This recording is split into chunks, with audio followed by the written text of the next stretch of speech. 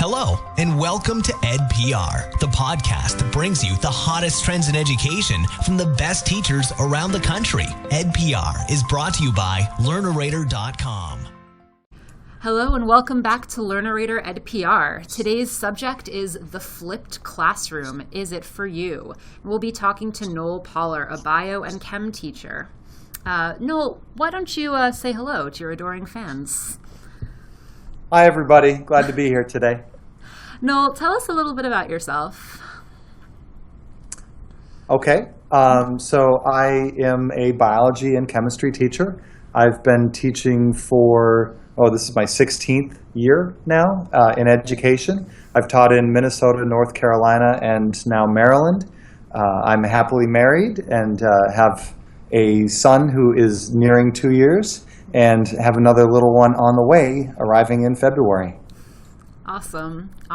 And when you're not teaching, Noel, it looks like you spend a lot of time writing SAT chemistry questions for Learnerator. Yeah, I have invested quite a bit of time. I'm pretty excited about the Learnerator platform, what it could mean for teachers and students.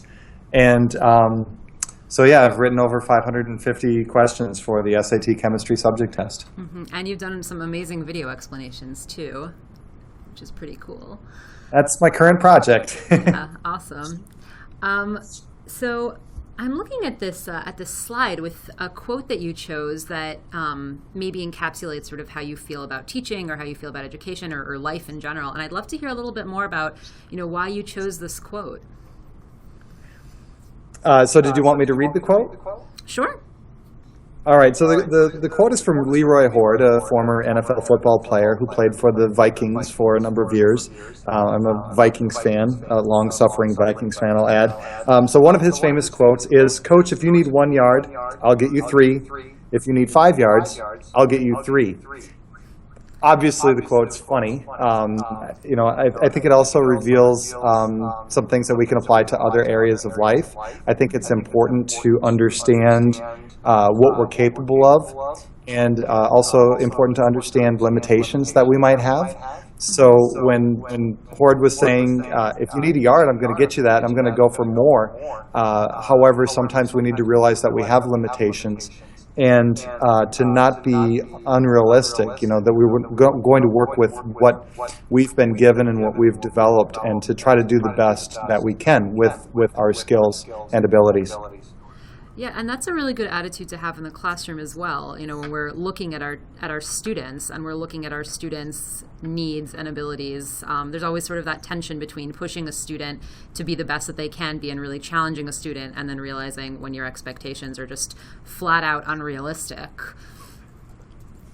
I think that's a great point, and I think that very often students come in and they might view themselves as a home run hitter, and maybe a lot of times they are, and then there's a topic where they can't be that. They're going to really have to plug away and work at something, and I think that it's important as a teacher to help them realize that's okay, that they're not supposed to always master everything right away, that they might have to just take it in smaller chunks, to work hard at those, to get.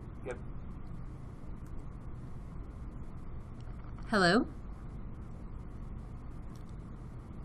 Noel, are you still with us?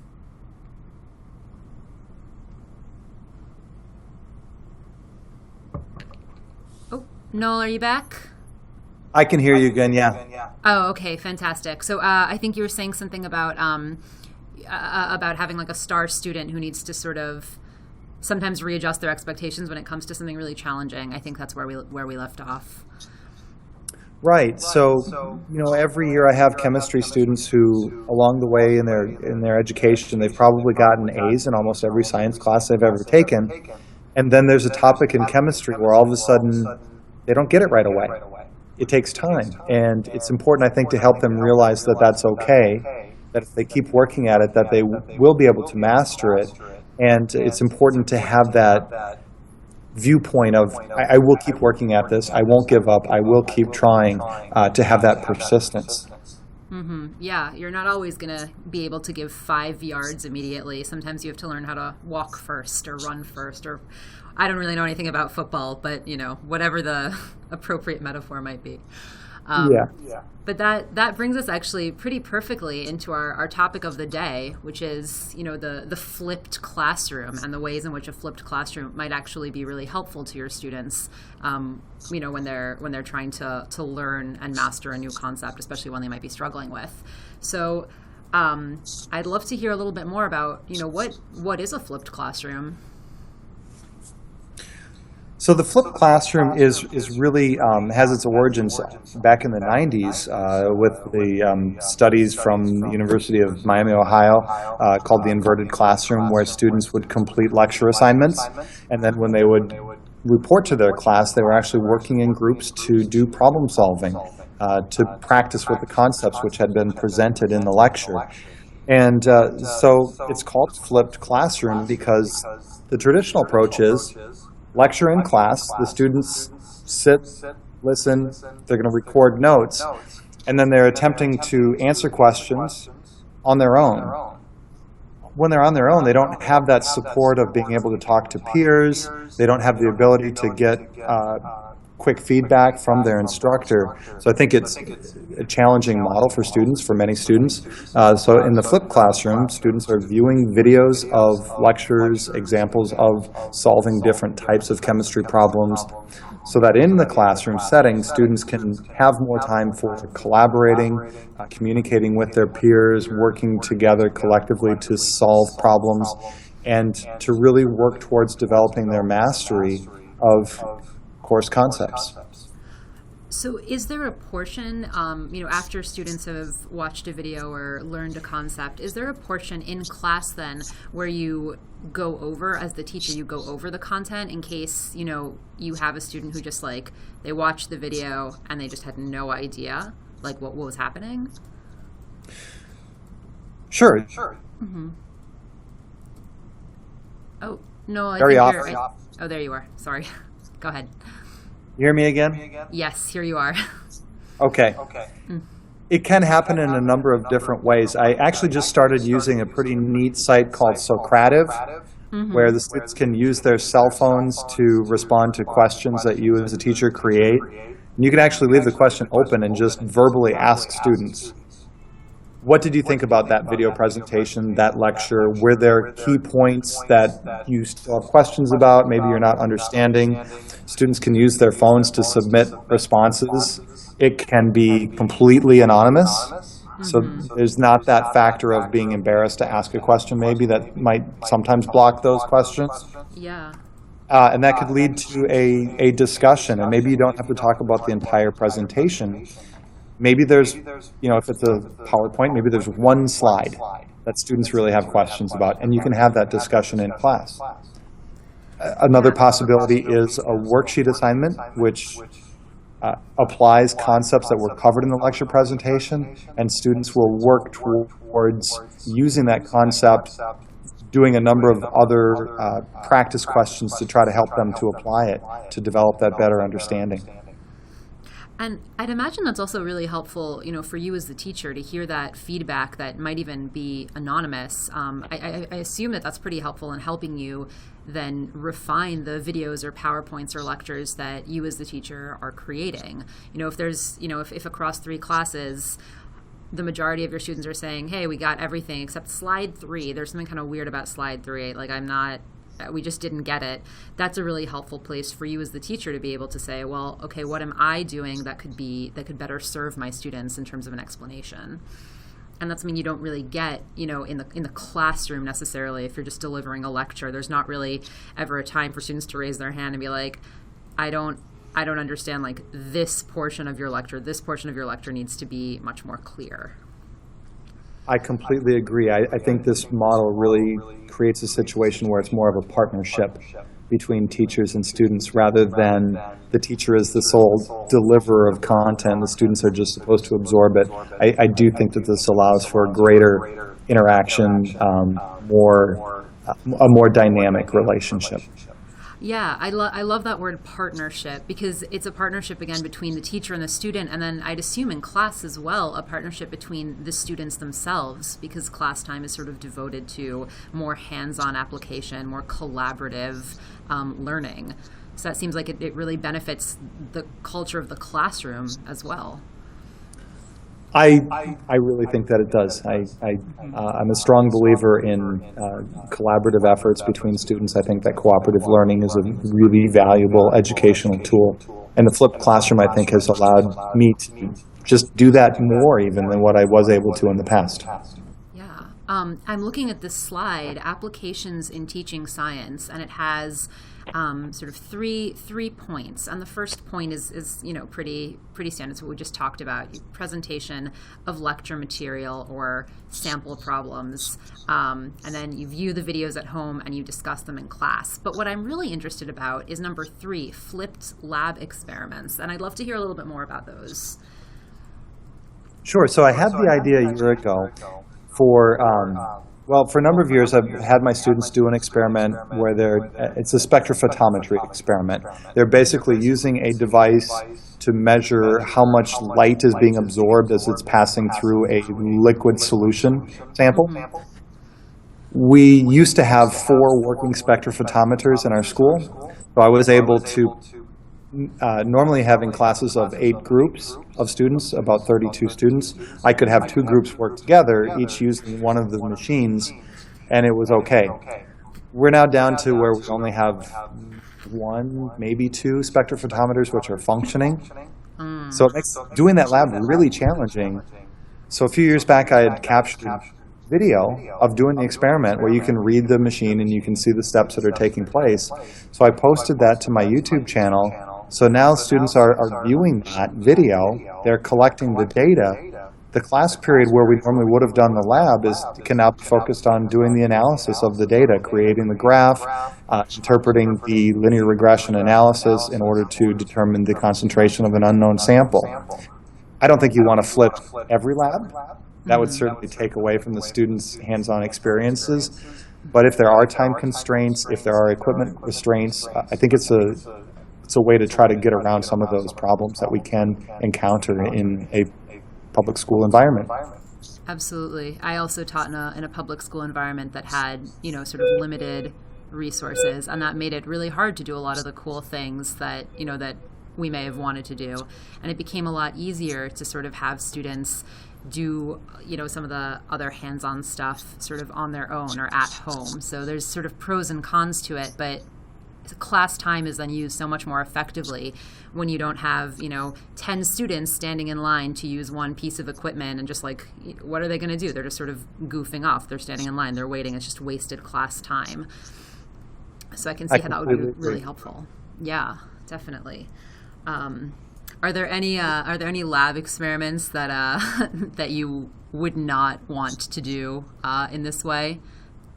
Well, absolutely. I think there are some lab experiences that are just great experiences for students to have, and you would not want to take that away from them. Mm-hmm. Although I think capturing the video provides a unique reflection opportunity for students.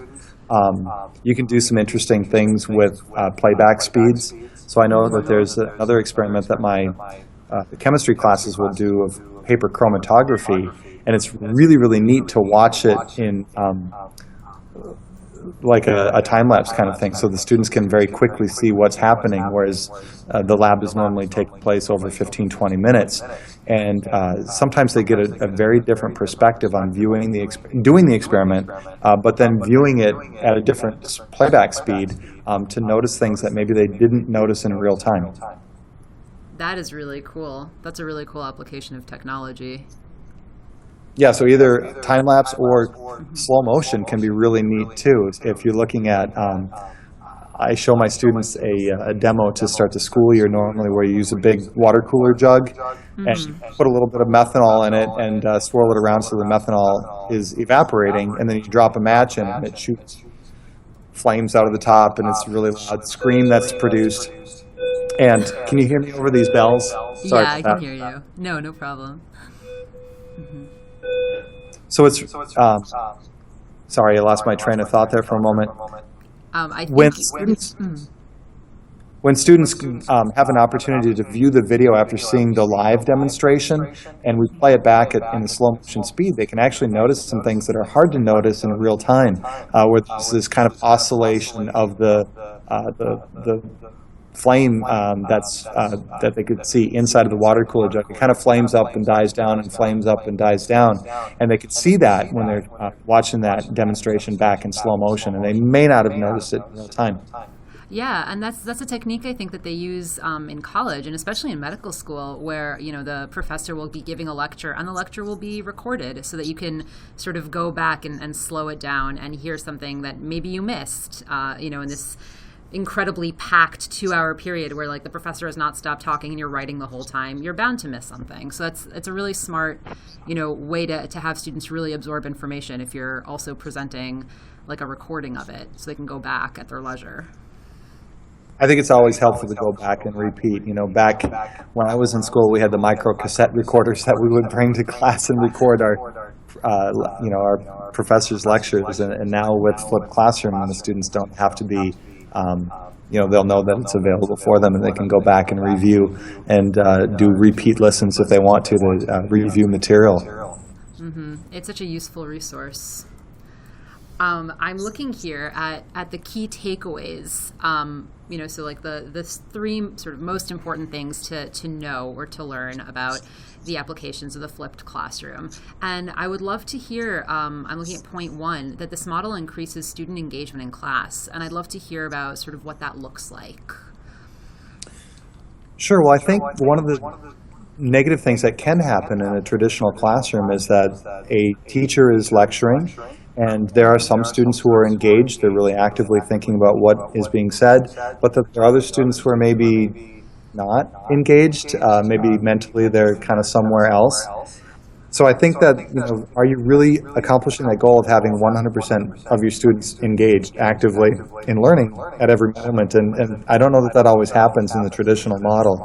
Not that the flipped classroom model is going to perfect and fix all of the problems that can pop up in the classroom setting.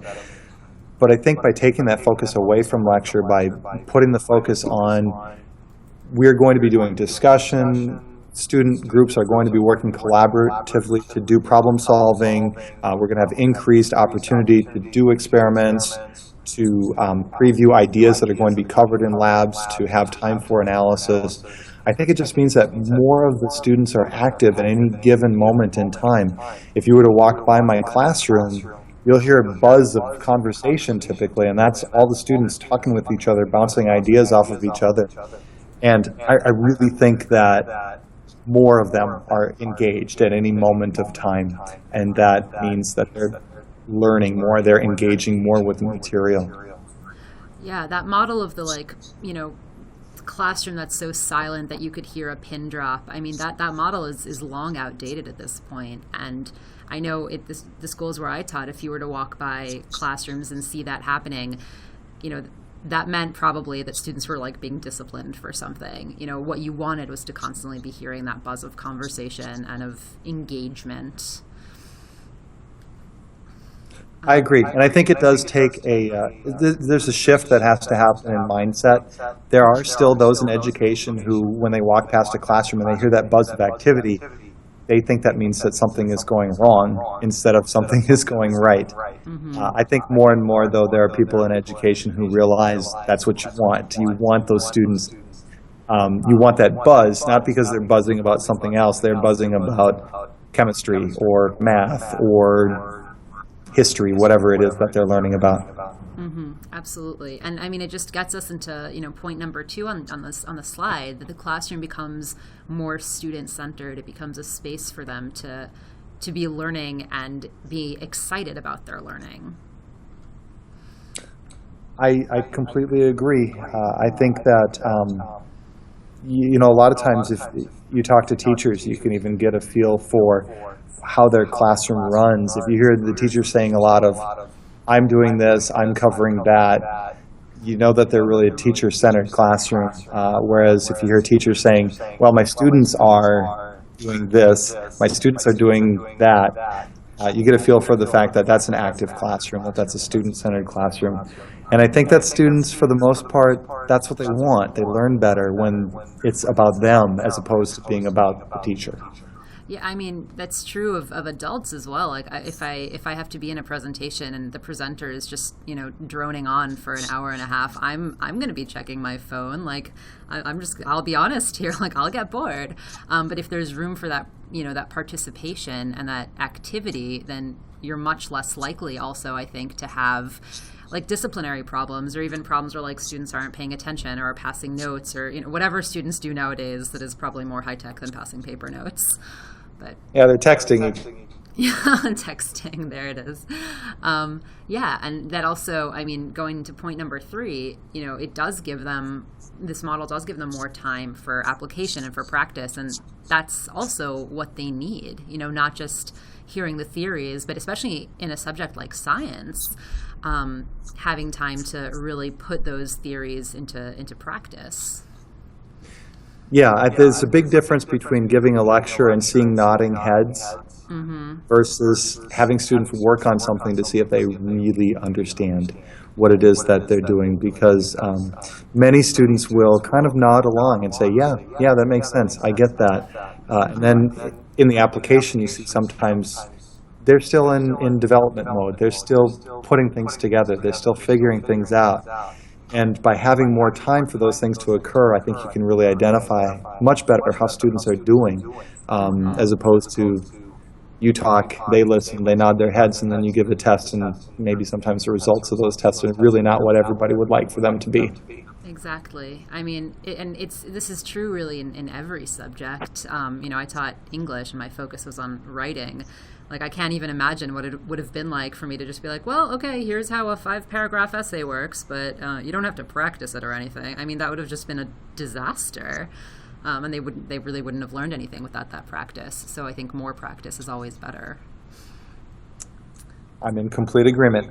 Yeah. And then I'm really interested in this last, takeaway, that a flipped classroom can sort of help diversify the curriculum for, special needs like ADHD or English language learners. So I'd love to hear a little bit more about that. Well, I really started using the flipped classroom more actively a year ago, and then I taught summer school this past summer, and one of my students was ADHD. He shared that with me. And he said, your video presentations are perfect for me because when I find myself losing focus, I can pause it, I can go do something, and then I can come back to it. I can pick up where I left off, I can review where I was, and I can stay focused that way. He said, when I have a teacher who's giving a lecture presentation for a full class period, he said, I might get 5 minutes of it, and then I'm off, and then I'm lost for the rest of the period, and I can't get myself back on track. And he said, by being able to watch the videos the way that I can, because you've posted them on YouTube, that really, really helps me. Mm-hmm. Yeah, and everybody sort of gets to learn at their own pace without, I mean, the way that we teach now, it's almost arbitrary, like how much time you'll spend talking about something, how long a class period is, how much you're trying to get in, with time constraints. And so you're sort of forced to go a lot faster, I think, than a lot of students can handle because they have ADHD or ADD or whatever it is, or, you're forced to go a lot faster than is optimal for students to really be learning a concept. Time is always one of the limiting factors for all teachers, I think. Absolutely. And then little silly things, little distractions, like bells going off in the background, or somebody popping their head in, whatever it is. That's never going to be a perfect space. So giving students that time to practice at home and to sort of make their wherever they are, their libraries, their bedrooms, sort of an oasis of learning that can't really be interrupted, and where they get to take ownership of how fast or how much or how intensely they're studying something at any given time. That's a really useful tool for them to have. And I think it's important for all students to have those opportunities. Not just students with ADD or ADHD. I think about some of my students with ELL, and I think this is also providing them an opportunity to watch a presentation. They can watch a portion of it. They can rewind it if they've missed something. what I've learned with a lot of my students with ELL, even ones who have very good conversational English, sometimes the academic English is a different story, where you might be able to really comfortably have a conversation with the student, but because there's certain academic vocabulary that maybe they haven't acquired yet, they really struggle to understand a chemistry presentation. Well, when they can rewatch a video, they may, in a lecture presentation in class, they might miss a big segment because of one word, where if they can go back and rewatch a video, they might be able to say, well, what was that word, and look it up, and then they'll be able to understand it from that point forward. I think another thing that would be interesting in the future would be to look at closed captioning, or to have maybe some kind of dictation software where students would have a script of what's in the videos. I've played a little bit with the closed captioning on YouTube, and it's not always very accurate. Sometimes it's really bad. But I think that there's probably possibilities for that moving forward with flipped classroom to really try to reach out and help students who are English language learners better. I'm sorry, I'm losing track of how I was thinking about that, but to really help them to make the connections, to acquire the language, and then to learn the things that we want them to learn. And that has such exciting implications, too, for sort of a more globalized model of education, and a more democratized model of education, sort of giving everybody, oh, my screen just went blank. Oh, golly. There we go. A more like a globalized and democratized model where sort of anybody can come in and sort of watch these YouTube videos and learn, regardless of, their language, their base language skills, for example. It's pretty cool. It's not just something you can use in the classroom, but it's something that we can, that I think we're seeing that shift towards a lot of this, like with Khan Academy and Learnerator and stuff like that. I think it does provide an opportunity to level the playing field, that as long as students have access to technology, that they're going to have access to really good quality teaching, even if maybe their school isn't best situated to provide the best instruction, that they still can find ways to access the best instruction. Absolutely. Great. So that's sort of all of the points about flipped classroom. Do you have anything that you'd like to add before we transition and I start asking you many personal questions?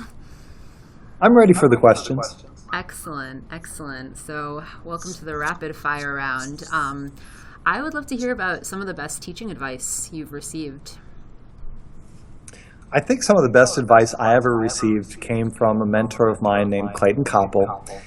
And one of the things that he said to me was this. He said, Noel, there's a big difference between a teacher who has 1 year of experience 20 times and a teacher who has 20 years of experience. I think what he was getting at is there's a challenge in teaching to constantly work at improving your craft. There's a danger in saying, once I've taught something one time, I'm set, and I'm just going to use everything the same way year after year after year. I think you can stagnate, and you can lose your interest in what you're doing. You can become bored. You can become complacent, and your teaching's not going to improve. Whereas if you're kind of looking to try to get better all the time, to try to do things in different ways, I think that keeps your perspective on teaching fresh. I think it means that you're less likely to burn out. And I think it means that you continue to do a better job for your students every year. Absolutely. Because, I mean, it's completely unfair to the students you have 5 years down the line or 10 years down the line if you're still sort of using material from year one. I think so, too. Yeah, definitely. And it's tempting. It's always tempting, to be like, well, I already taught this lesson. I have like all these documents. I don't need to refine it. It's tempting to take the easy way out and do less work, but it does a disservice to you and your professional development and to your students. Absolutely. So aside from constantly refining your approach, what's one personal habit that you have that has led you to teaching success? Well, I guess I did kind of put something related to that. I said that I'm a tinkerer. I think that I'm somebody who does look to refine, to try to improve, to try to do better. I know I have some perfectionist tendencies, and I try to find a balance. Right. I try to find some balance in my life so that I'm leaving time for my wife, for my son, for other interests, so that I'm not going overboard. I think there is a danger in getting too absorbed by that desire to improve as a teacher. I think it's important to kind of view things in small chunks and say, can I look at this aspect of my teaching and improve this year? And other aspects, maybe I can focus on those next year or the year after that, because I do think there's a danger of expecting immediate results all the time, and we need to view it as a growth process that occurs over an entire career. Absolutely. I mean, if you looked at your students and expected, them to completely overhaul everything within 1 year, or to learn all of chemistry perfectly, flawlessly within 1 year, you're setting yourself and your students up for complete disappointment. So managing your expectations and sort of chunking everything into sort of digestible pieces and digestible goals, that's crucial, I think, in personal life as well as in teaching. Definitely.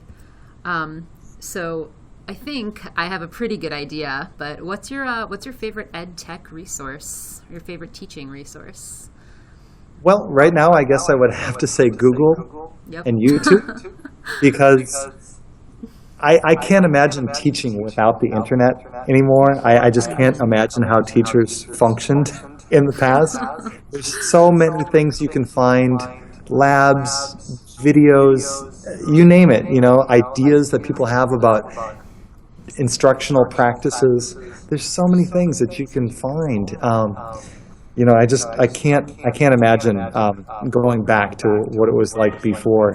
And I'm really excited about Learnerator. I'm really excited about the teacher dashboard platform, and I think this is going to provide some really exciting opportunities for teachers to do some formative assessment for their students along the way, to figure out how they're doing, what are they understanding, what things maybe do we need more practice on in the classroom setting, so that all students are going to achieve their goals. Absolutely. We're very excited about it too. Actually, we are somewhat a team of tinkerers as well, so we're going to constantly be refining it, but we're excited about it as well. And then, okay, sort of our last question here, kind of a Freaky Friday type question. You wake up one day and you are now the principal of your high school, so congratulations. What's the first thing you do? Well, jokingly, I'm going to wear black and I'll put on my stormtrooper mask because I crossed over to the dark side. It's a common joke among teachers that, the dark side is administration. I'm kidding, because I've worked with some really great administrators over the years. I used to, at one point in my career, think that I would be interested in going into administration, and then about 3-4 years into my teaching career, I just figured out that wasn't the path for me, that wasn't where I belonged. So that's my not serious answer. My serious answer is that I would really want to work to institute policies, set up schedules so that teachers could really do a good job of collaborating with other teachers. I think that there's a real danger of teaching in isolation. There's sometimes a view in education, just let me close my classroom door and do what I'm doing. There's teachers that you'll hear say that. I think that's a dangerous place to be. That's not where I want to be. I really want to bounce ideas off of other teachers. I want to hear what they're doing. I want to try to incorporate their good ideas into my teaching so that I can get better. I'm hoping that people will hear some of my ideas and say, hey, I can incorporate that into what I'm doing so that I can do a better job. I think that those are the things that I would want to really focus on, because I think that the more collaboration that's going on, I think that teachers are going to be happier. I think that their students hopefully are going to be happier because they're having positive classroom experiences, they're learning, they're achieving. So that would be what I would try to do. Yeah, and I mean that kind of cross-teacher collaboration, especially within one school, it builds such a strong school culture when you have, consistency across the board and you have reinforcement of, cross-academic skills across the board.